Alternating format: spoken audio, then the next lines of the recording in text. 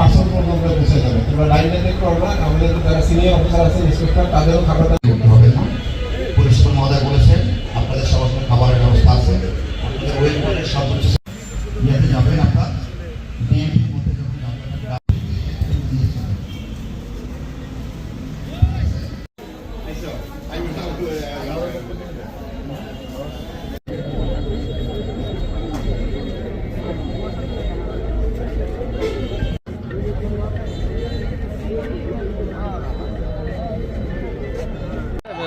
বিএনপির ভারপ্রাপ্ত চেয়ারম্যান জনাব তারেক রহমান মহোদয়ের এখানে আসার কথা রয়েছে স্মৃতিসৌধে শ্রদ্ধা জানানোর জন্য।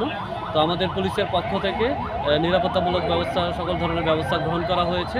আমাদের এখানে ট্রাফিক ডিউটি আছে, যারা রোডে মূলত যে গাড়ি আছে, যানবাহন আছে, যানবাহন নিয়ন্ত্রণ করবে। আমাদের পুরো পোশাকে পুলিশ ডিউটি আছে, বিভিন্ন স্থানে আমাদের পিকেট ডিউটি আছে, মোবাইল ডিউটি আছে, আমাদের স্মৃতিসৌধ কেন্দ্রিক, ভেন্যু কেন্দ্রিক আমাদের ডিউটি আছে। মূল কথা হচ্ছে যে নিরাপত্তা নিশ্চিত করার জন্য আমাদের সকল ধরনের পদক্ষেপ গ্রহণ করা হয়েছে। কী পরিমাণ সদস্য আছে? আমাদের প্রায় 1100-র মতো পুলিশ সদস্য, বিভিন্ন পর্যায়ে পুলিশ সদস্য মোতায়েন রয়েছে।